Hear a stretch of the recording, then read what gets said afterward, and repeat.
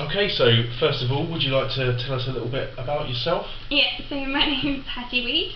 I'm 24. I'm from Kettering in Northamptonshire, and I'm a teacher with the Department of Foreign Education Affairs. Okay. How long have you been working in China? I've been in China now for just over a year. I got here in August last year, so just over a year. Okay. And why did you decide to teach English in China? I had a bit of experience in teaching English in other countries, but never really a full-time job in that, and I wanted to get out of England, to be honest, and have a bit of a new challenge. So I didn't really choose China, I just sort of came across going there, and it all sort of came about in the end. But yeah, it's turned out to be a good decision.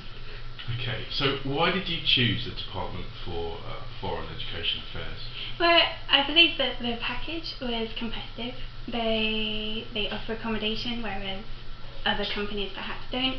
There's a lot more security in coming with this company, because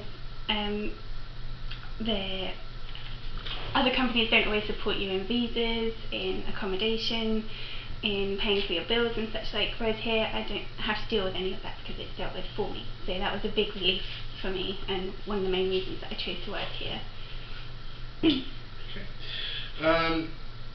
How long do you think you'll stay here for? I'm not too sure, to be honest. I've been here just over a year.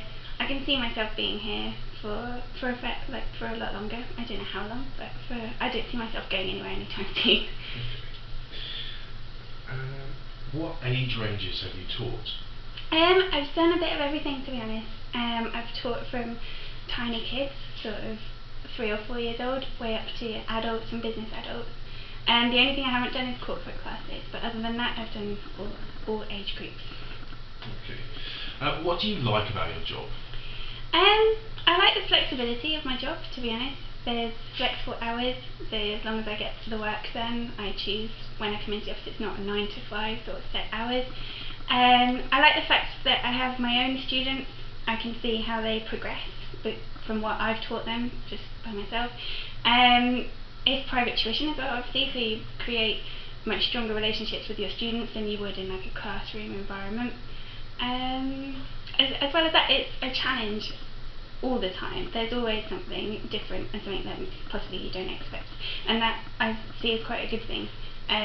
Teaching so many different age ranges, you get used to those different age ranges, but also there's challenges within them that it makes it really interesting from day to day. I couldn't see myself in a sort of 9 to 5 in the UK working in an office on a computer. I'd prefer to be out here teaching and doing that, really. Okay. And how have you adjusted to life in China? I guess it's a little bit different to life back in the UK. Yeah, it takes a while to adjust. I believe I've adjusted quite well, to be honest. Obviously some things do come as a shock,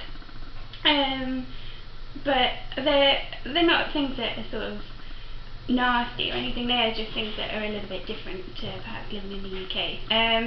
I'd say definitely come here with an open mind for culture shock and such like, but I wouldn't say that the culture shock is too terrible when you get here. Okay. Do you have any advice for people considering working with the Department of Foreign Education Affairs? I would say, like I said before, I would say be open-minded when you come here.